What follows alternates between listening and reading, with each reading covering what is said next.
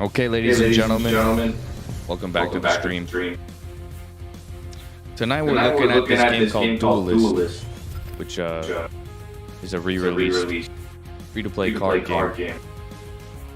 Think of it like, you know, Hearthstone has all these different characters or these different spells, but this adds the layer of complexity of like a chessboard.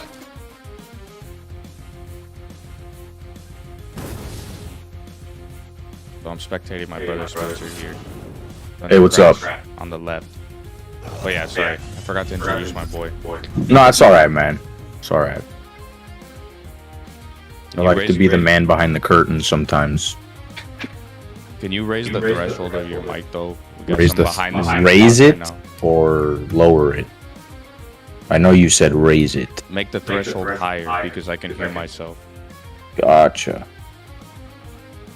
Yeah. Talk? Check 1 2, check 1 2. Yeah, I don't hear myself anymore. Thank you. Alright.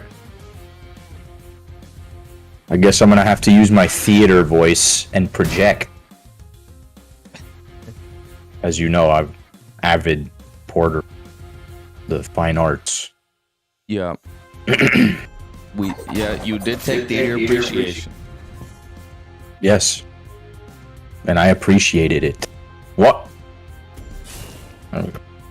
Alright. This guy's got 1 health already. Go for it. Cash out on that damage. I'm going not necessarily like full aggro, which would be like just attack him as much as possible and try to kill him before he can like regain control of the board and stuff. For those of you unaware, the Lionar, like each faction has like specific keywords that like make them unique to other factions. One of the mechanics that Lionar has that other factions don't is that they have these cards with zeal, which means that when they're next to your general, they have an added bonus. Usually, like they'll have more damage, but there's some characters where it's like when they're next to the general, they draw a card every time they attack, or whatever, you know, like something like that. But so the main thing is to kind of like surround your general with your. This guy right here, he has provoke, and he has a lot of health, so he's pretty hard to deal with. Provoke means that they can't move and they can't attack anything else if they're standing next to provoke. The enemy can. Right, the enemy can. So I'm putting this here next to him, which will be kind of like I'm trapping him right there. So I'm either baiting him to like use a high cost like removal spell on him, and then I'll just continue controlling the board with my other units, or you know, he'll just be like a thorn in the side and he won't be able to deal with them because he can't move or he can't attack anything else while this guy is standing. Let's talk about like the essence of each of these factions, or maybe even just the captains, you know, because you were talking about Lionar and they're all about the buffs and stuff, right? And then what is this, Songhai? Yeah, so Songhai is very much like a flashy like assassin type of faction, where a lot of their cards are, so one of their key word that no one else has is backstab. So when they position their unit behind someone, they usually have an added benefit. Yeah. So here, his backstab is he has 3 higher attacks. So he actually just did 6 damage to me, and when you backstab, the other unit doesn't counterattack. So as you can see, he attacked me for 6, and then my general didn't even swing back. So that's annoying. Plus, this one has flying, which means he can move anywhere on the map in 1 turn. Yeah. So what I'm going to do here is I'm actually going to get rid of this guy right here. There's a mechanic called replace where it gives you like a mulligan each turn, which is pretty cool. So what I'm actually going to do is, I'm going to move my guy so I can attack him, and then use this one to just attack and get rid of this guy because he's going to be a problem. And then I'll move this guy up here. Attack. So as you can see, he has a lot of like damage out of his hand. Like he can activate it. So the other thing besides the backstab and stuff is that they have a lot of like low cost spells that they can chain together a lot of damage, and they'll do like what's going on here.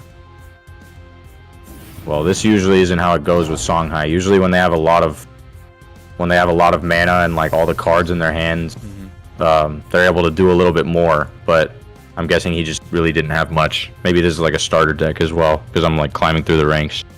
But right now I'm looking for something that'll boost my damage, because I'm trying to get rid of him like right now. But anyway, Songhai has a lot of spells that are low cost, and he has like a weapon that if he has it equipped, every time he casts a spell, it deals 1 damage to the enemy general and heals him 1, and he can do like 7 or 8 spells, you know, given the right circumstances, in 1 turn if he gets like the dream scenario. So he's pretty hard to deal with, and he has like a lot of burst damage, meaning he can just put out a lot of damage at once. So what I'm gonna do here is I'm gonna equip this weapon, which increases my attack by 2, and it blocks the first 2 damage I take, which is obviously really good because I can do this, deal 4 damage to him, and he deals 0 to me. Yeah. I'm gonna move this guy here, and I'm actually gonna kill this thing because I don't want that. Because every time he plays a spell, he grows 1/1. I don't want that to become a problem. Plus, you know, he's gonna have to waste everything to kill this guy. So what I'll do is actually I'm gonna trap him here, heal this guy up a little bit because I already have the Arclight and 16 health. So I essentially have like 18 health here. I don't think he can kill me with this out of his hand. But famous last words. Essentially the win condition for me is control the board early with a lot of these like lower cost cards. I have a few like removal cards. I call them like tech cards, where I like have them just in case. Like this one destroys a minion and heals its general for the amount of health it had. This one just like pushes a unit to a like wherever I want on the map. So like if he draws something huge next to me, I can just like push it away. So instead of removing it, I can just put this unit down and then just put that unit on the other side of the you know, there's plenty of like counterplay and stuff involved in making a deck. You have 40 cards and you can stack up to 3 of each card, even the legendary ones.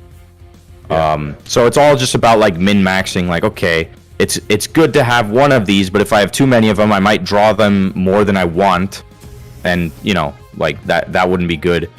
So you have to like, when you go through your deck, you have to temper like, okay, it's good to have 2 of these, but 3 would be too much. I don't want to draw it too often. I want to focus on. So look, here he goes with this. So what he did was he equipped this, or he dropped this unit. He did a spell that teleported him.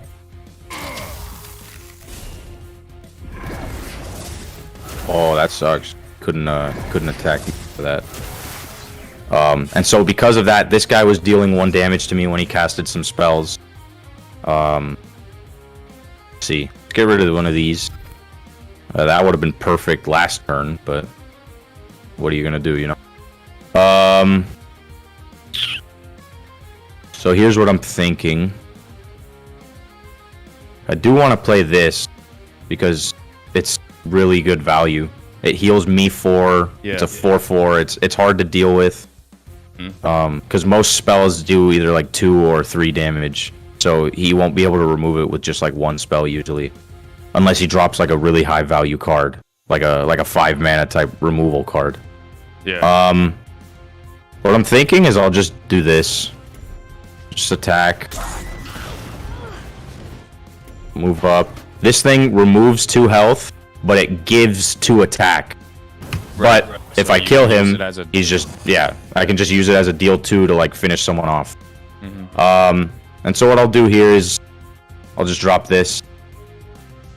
So as you can see, my basic plan of action is just have control of the board with minions and just play really aggressively with my general. When I have this on, all he can do is pretty much run away, because it's really hard. Like if you don't have board control, it's really hard to remove this, because he has to deal damage to me essentially like 4 times to break this artifact. Well, technically 3. He's now, but when disappointed you killed that minion because it had to deal 1 damage. Yeah, exactly. This one really gets a lot of things going for him, so he's probably been fishing for it for a while. Yeah. He probably has another one in his hand. As you get later in the game, people tend to have the cards they want because of the replace mechanic. Yeah. You draw 2 every So I've been looking for this the entire time, this Divine Bond. Yeah. This is my win condition. Well, my specific deck with Lionar, it's my win condition where I can boost the attack equal to the health. So if I give this Divine Bond to this guy right here, he's actually going to turn into an 8/4. Yeah. So you have 3 of those in your deck? I just have 2 because generally I just need 1 or 2 to end the game. Yeah. And if I have too many of them, a lot of times I'll overdraw them. Here it is. So I could literally just end him right here because I have 4 and 4. Yeah. But I'm just gonna do this to show you. I'll give him a little kissy.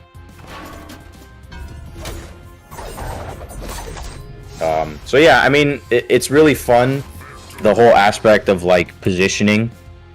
You know, there's a lot of different things a lot of the factions can do, so there's a lot of counterplay, there's a lot of different ways you can go about it. Mm-hmm. And even in this like base version of the game, there's still so much variety in terms of like decks. So what I'm actually going to do now is I'm going to pick a different deck. That was like my standard, just like kind of aggro, kind of mid-range deck where I have a little bit of late game and I have a pretty good early game. Once it goes on for like a long time though, like the longer the game goes on, I probably won't, my win rate will probably go down because it's like I mainly just have control of like the middle of the game while the mana is still building up. Once people have 6 cards in their hand and 9 mana, generally I don't have like some crazy combo that just like ends the game. Whereas Abyssian or Songhai have these like crazy like 20 damage hands out of hand turn, you know. So I'm gonna pick a Magmar deck, which is also another faction that's really heavy on like controlling the board with like units that grow into like monsters. And I'm doing kind of like a neutral build with like a lot of neutral monsters called Mechazor, because there's a unit in this game called Megazord that if you play, it's kind of like Exodia, if any of you are familiar with Yu-Gi-Oh! Yeah. Where I collect the 5 pieces basically, and then I drop this like OP unit on the field. So hopefully I'll be able to drop them.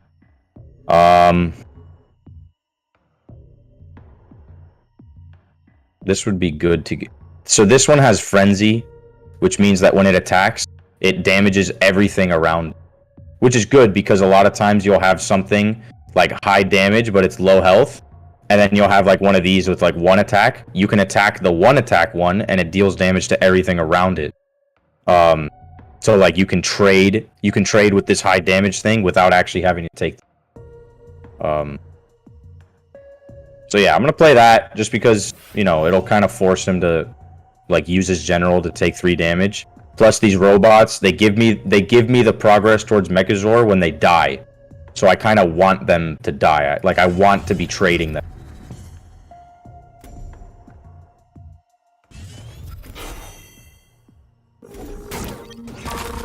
Summon in. Okay, see there, he used his general to take 3 damage. Got one of the other ones. Not a terrible turn.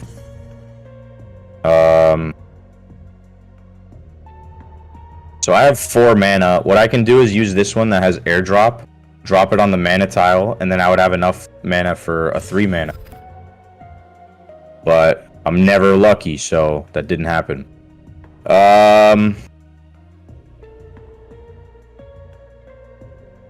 I'm probably just gonna do this.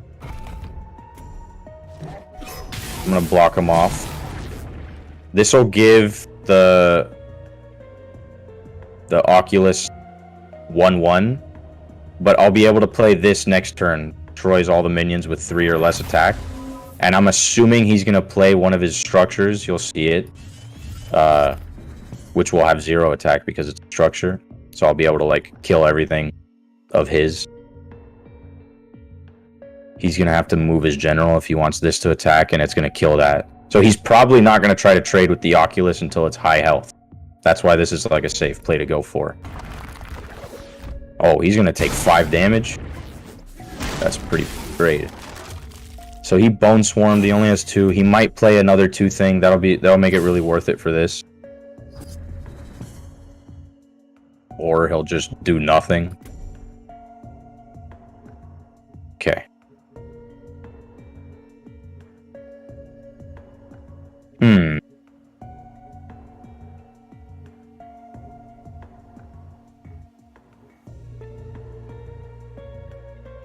This thing is annoying. Because the more I play units, the stronger it's going to be, and I don't know if I have something that'll deal with it necessarily.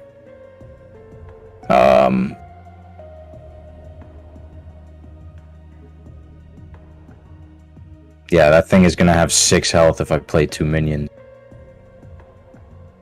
Kind of want to just get rid of it now and then just play for control of the mana. This will be a good one to drop with like this.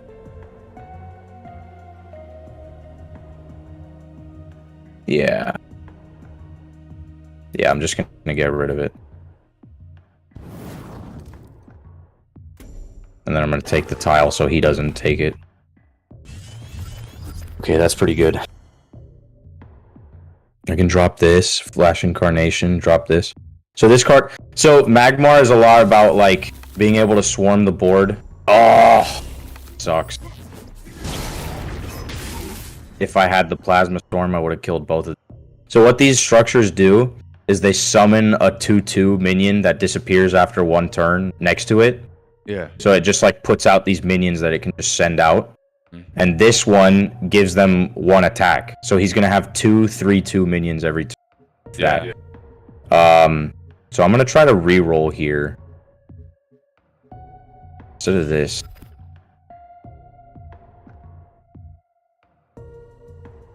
Okay.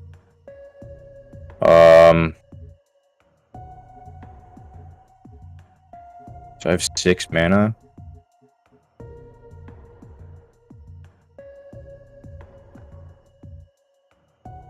So I'm going to do this. I'm going to drop this here. This minion has Rush, which means it can attack immediately. So I'm going to put this next to it. That was a spell that makes my next minion cost 2 less, but it deals 2 damage. So I'm going to be able to build towards Mechazor here. Gives Rush. This minion gives Rush to the other. I'm going to move this away and then put this cannon down here. So it's kind of away from the threat. And then I'll just do this so that one can't get to me. Hopefully this cannon will be able to do some work for me here. So the Mechazor progress is... Nice. So do they all have to be alive, or is it just gives you progress when you summon them? No, it gives me progress when they die. Oh, so dying, yeah, dying wish. That's okay. Like their, yeah. What did he? He just gave 3 to everything, but he should have casted that before. Okay. So this one, what he just did is this one isn't gonna disappear anymore. So this one's gonna be a problem. The Dunecaster?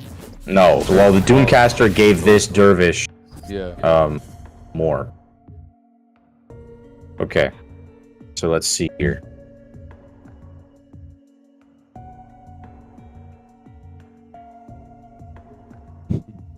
Okay. I need to see how much damage I have out of it. Okay, that changes. Okay, but if I give this, this will give me 2/2. So I have 2 damage, 1. Okay, so I have 3 damage. I need to somehow find 5 damage. Okay. He silenced both of these, so they can't do their thing. I can't reach the general with this one. So I have 3. This would be 5. And then this.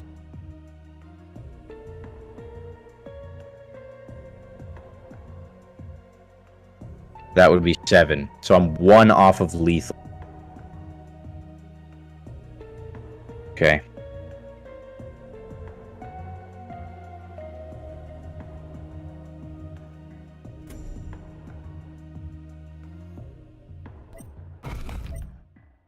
what I'm gonna do.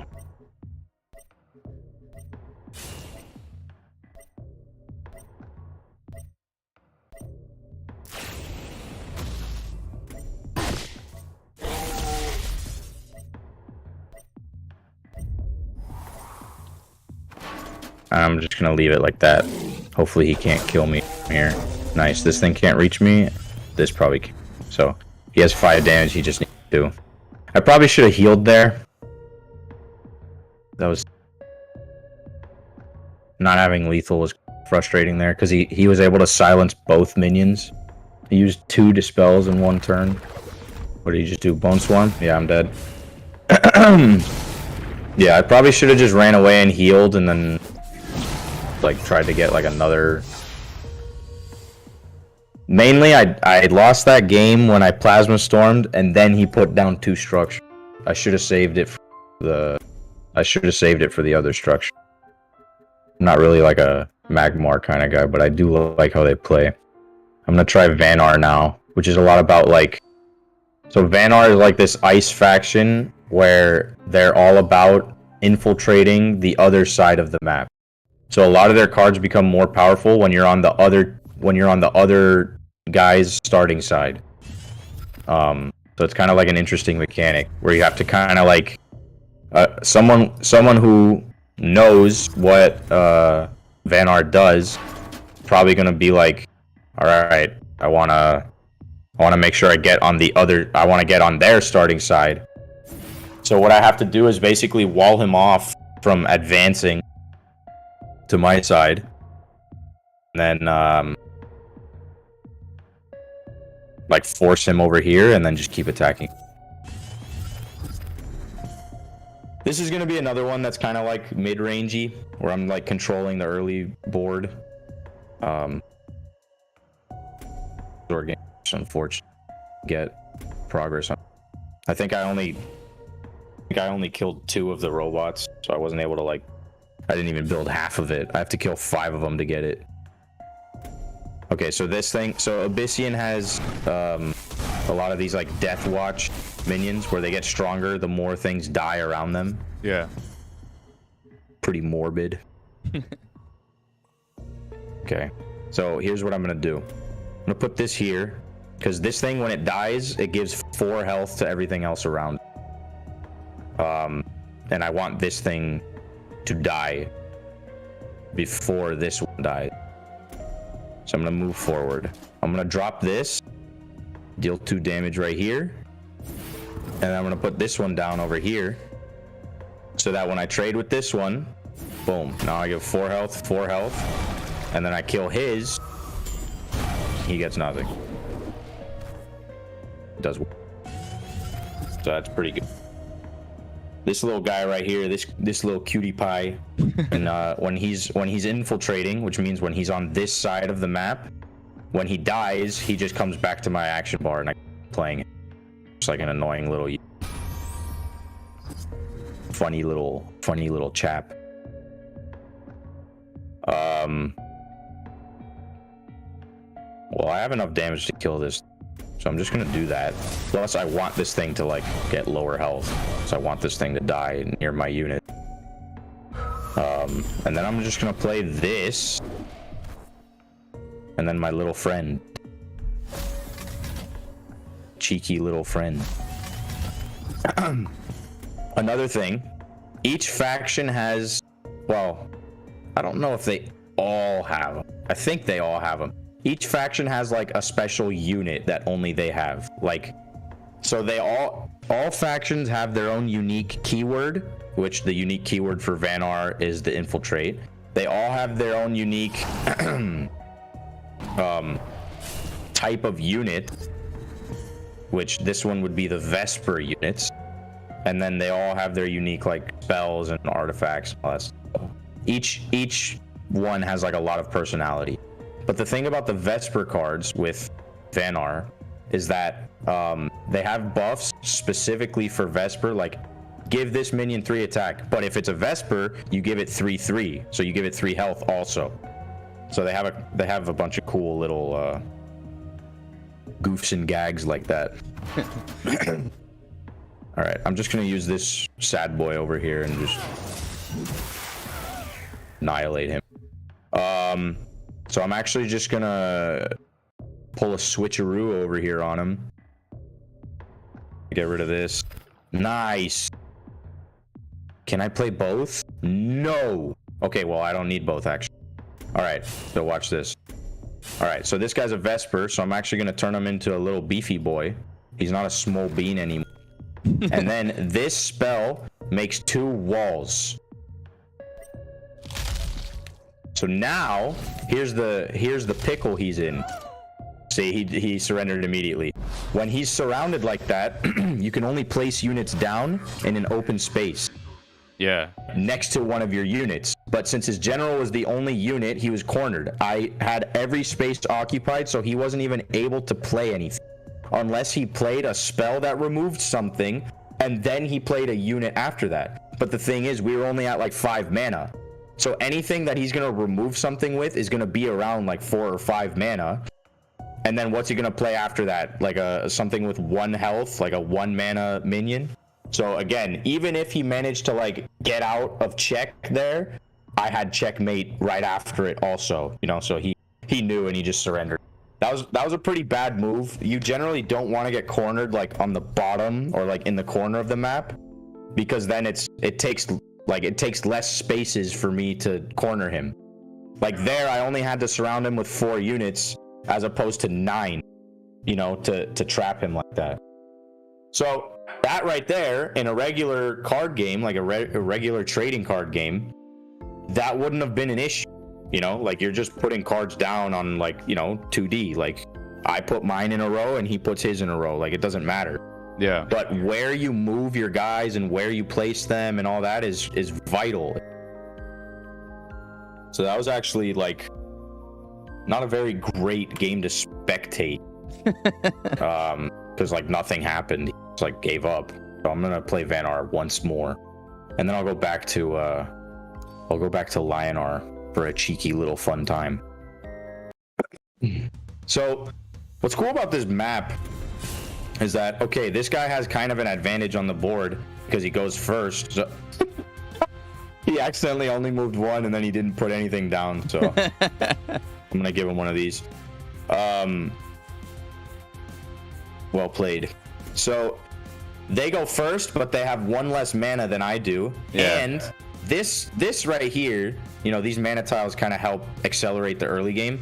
Yeah. This right here is crazy because not only do I have 3 mana, but I also can have access to another mana tile usually, which means I usually have 4 mana to start the game.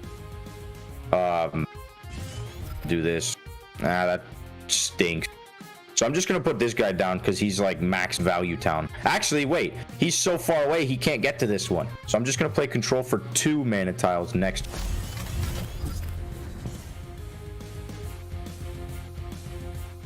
This song is a bona fide bop. No cap.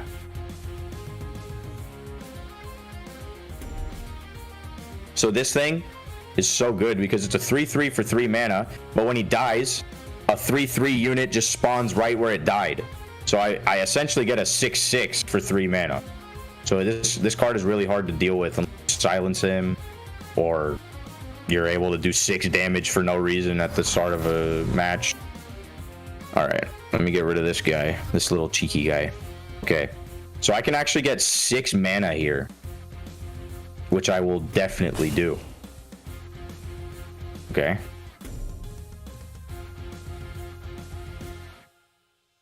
All right. Put this guy, this little funny friend here.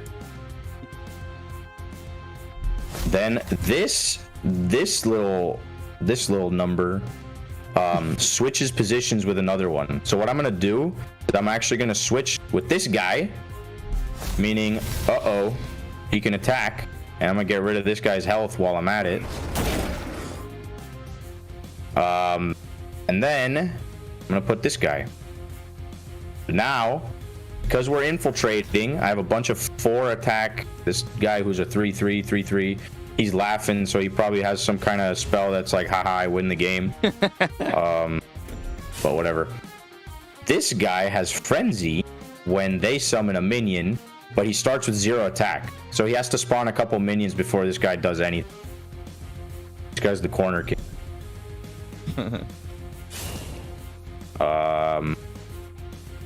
Don't know what this guy's on about. Got 4 mana, and he can get the one at the bottom there for a 5th one. Yeah, but at what cost? And he's got 6 cards in his hand. He's maxed out and he replaced. This man is a fiend. Uh-oh. Obelisk. Okay.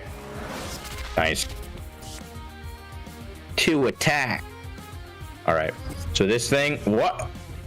He didn't even attack. Oops. Okay, wait. How much damage do I have? 3, 4, 4, 3. So that's 6, 10, 14. Okay. If I move this guy here... This guy... Then I give this, that's 3 extra attack. Okay. So I have 5, and then I would have 10, 14. You can Man! I'm doing math! Whatever. I probably would have killed him that turn, honestly. I think I had lethal, but I played the war of attrition there with him.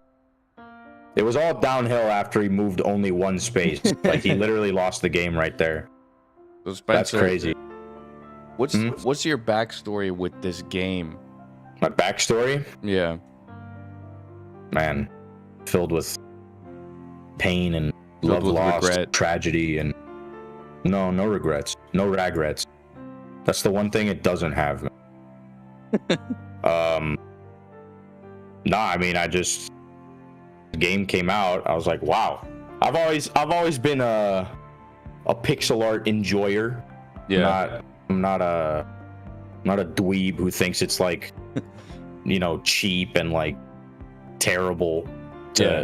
Like, someone literally asked me when I was like showing them this game, they're like, oh man, imagine if they had some money, they could like do like really cool graphics. But they weren't trying to like insult the game. They were just like, oh man, I wish these indie developers had more resources. Like, bro, what are you talking about? Pixel art looks great. Yeah. This game isn't hindered by the pixel art.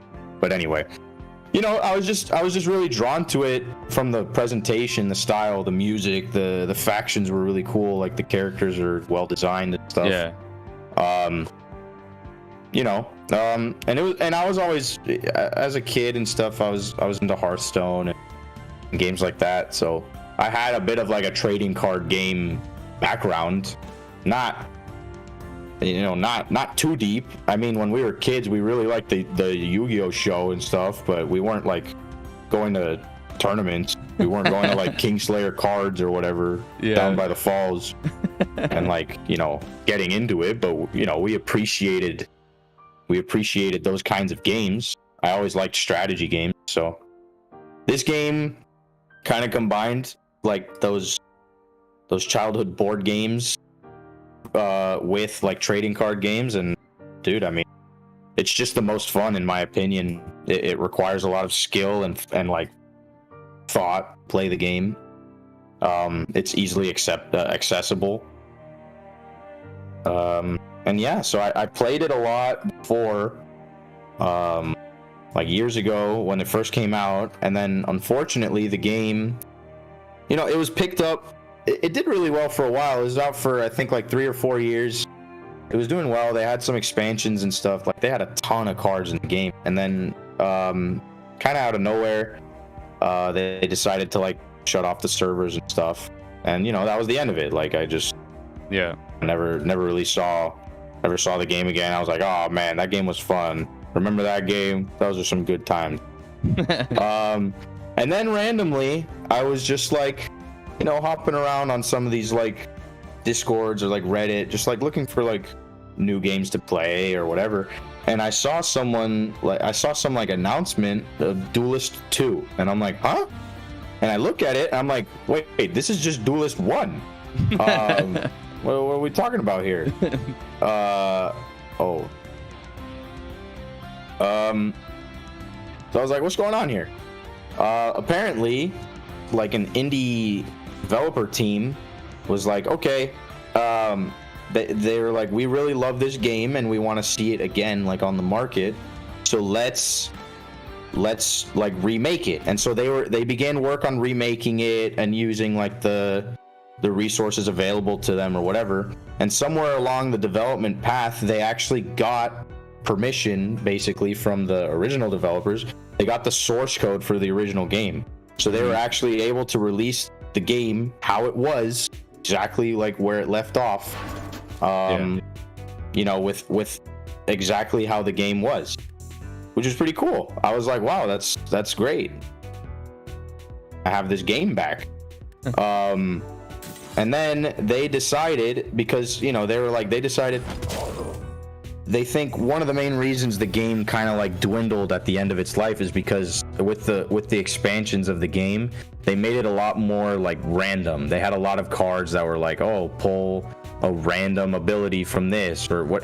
So it kind of made the game very like coin flippy. Yeah, it's more flashy when it's like that, but like most like diehard like strategy game fans aren't really a fan of that. They're like, no, like we don't want it to be like Mario Party when we're playing this game. We want like well thought out tactical play. So what their design choice was is like, okay, if we're gonna remake this game, we're gonna rebalance a lot of these characters and get rid of so they got rid of a lot of like but they got rid of a lot of the things that they thought made it like very random, not as enjoyable. On here. And I liked that design choice. They made the game a little bit more fast-paced because they made it you draw 2 cards every turn instead of 1. I felt a lot of times if you didn't have a deck that was specifically designed to like draw a lot of cards, you ran out of cards very often, which is like pretty frustrating to deal with when you're playing this game. So right here, I'm in a little bit of a pickle. I don't know if I'll be able to get out of it. He was able to maintain control of the board with this really good. 4/6 deals 3 in front of it. See what I can equip this and eliminate that, but that's kind of a dumb play. I would have to get rid of this. But the thing is, if I drop this, I can't really put anything else down. I'm gonna get rid of this. Not really what I want. Okay. Here's what I'm gonna do.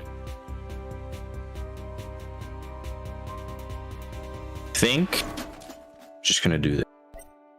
Just put a big body down on the field, see how he's I think I'm gonna do that. So yeah, I was very like optimistic, and then when I played the game was kind of not reduced, but they got rid of a lot of the expansion cards.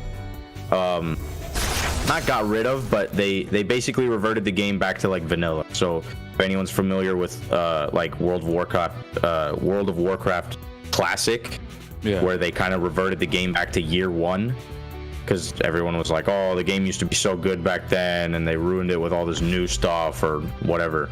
You know, that was them kind of like returning to tradition. See how I can get out of it.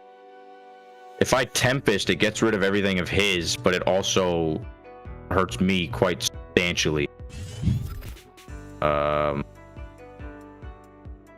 think I have to do it though.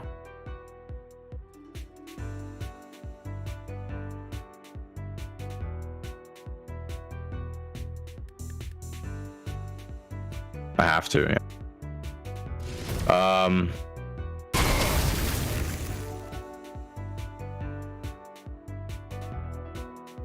Put this down, there's nothing.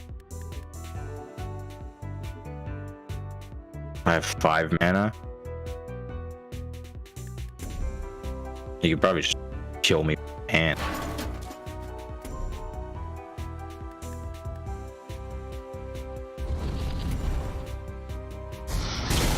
just see what happens.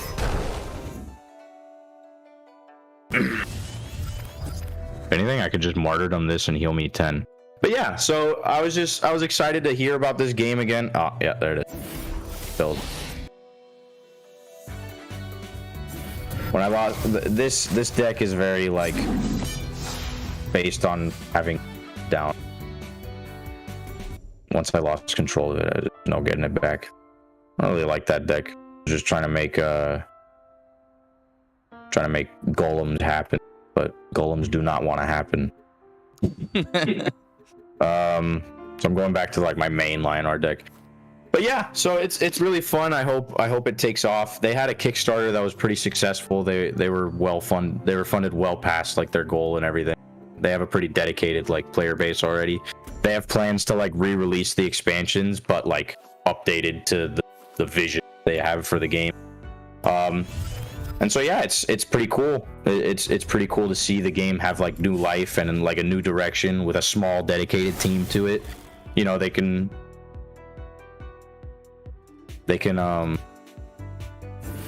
operate without like the confines of having to meet like profit margins of like this big studio, or else they get shut down or whatever.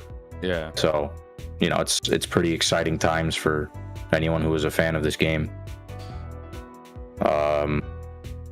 Think I'm just gonna put this down because this guy right here can just get rid of any one of those next turn for free, so I don't have to waste this to like trade with it. And plus, he's gonna have to attack it with his general if he wants it to die. But yeah, it's cool because there was like an itch I didn't know I wanted to scratch this whole time until it came back, and I'm like, I missed this so much. I used to play this game.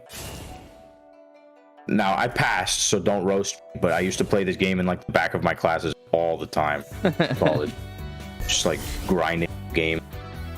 No, he dispelled it. Yeah, I remember playing this game in college. That's when it came out for me too.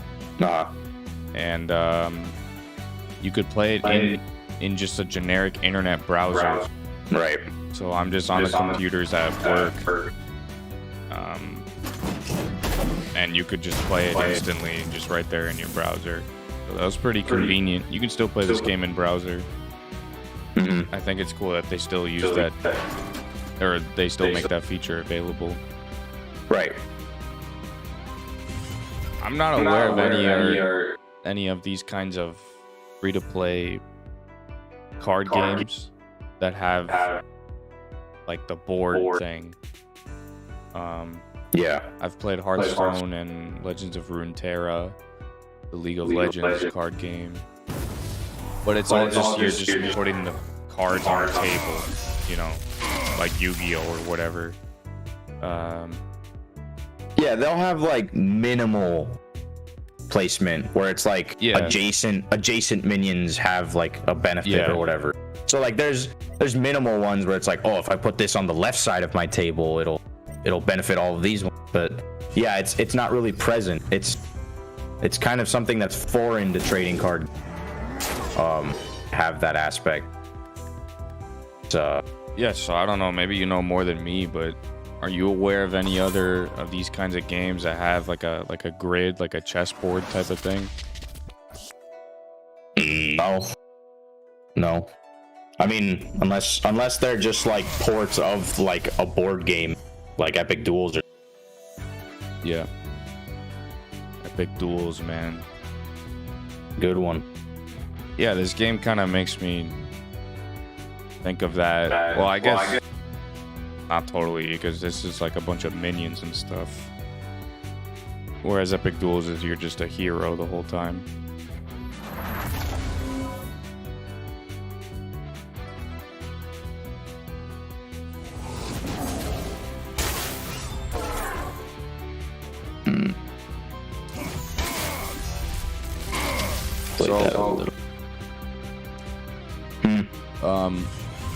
I don't know what the complaints are of other games in the free-to-play card game thing, like whether they're pay to win or not. So where would you put this game in that continuum? Well, in terms of like pay to win, this is probably the best time to jump into this game because it's right at the start. The collection is very small comparatively to like a lot of other games like card collection, where they have like a ton of cards because it's years. This is just the year one. This is like the vanilla set. Yeah. So it's easy. Like you won't have every single legendary card in being bearing, but it's easy to like rack up quite the collection early on, just because you know there aren't as many, and you can just pick a faction that you like and then just focus on that one. So like let's say you open some packs and you get like a legendary for another one. What you can do is like dust those. You can dismantle them, and then you can then build the cards you want after that. So it's not completely RNG based, like which cards you have or like which cards are available to. You have a lot of control in that aspect. Let's see what I think if I Tempest, Rush, and then get rid of all of those, but then I wouldn't have any drop of. Okay, here's what I'm gonna do. I'm gonna drop this Rush here on the mana tile so I can move it down. Do this. Tempest. I probably could have given it one more damage. I don't want that thing to have like less than, you know, I don't want it to have one health, so.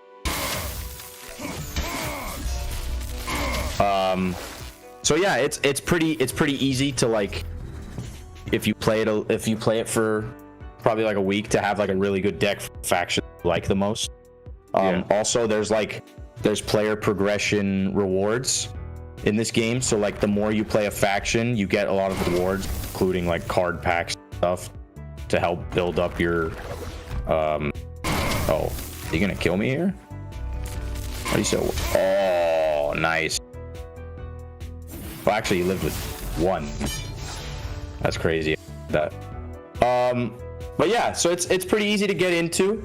It's not super pay to win because there's none of these like power creep expansions. It's the vanilla set where it's pretty balanced among everything. They're continually balancing as it goes. So like if one faction gets out of control, they fit or they can adjust it. But they've done a good job of like setting the tone for the game of like, okay, this is gonna be like general, like this is gonna be the general power of like each deck. It's like this is like the average pace certain game. They've established all that, so it's a fun game, man. It's a fun game to play. It's easy to get into. There's a ton of people. I mean, I match instant every time I hit Q. I'm in a match in like 1 second. I'm already like playing. So yeah, it's a good time to get into this game if anyone's interested in games like this.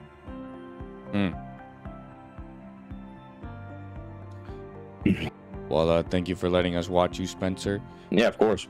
I'm gonna go ahead and end the stream now. Thank you folks for watching. Oh, I'll be on the grind, don't worry. We'll see you next time. All right.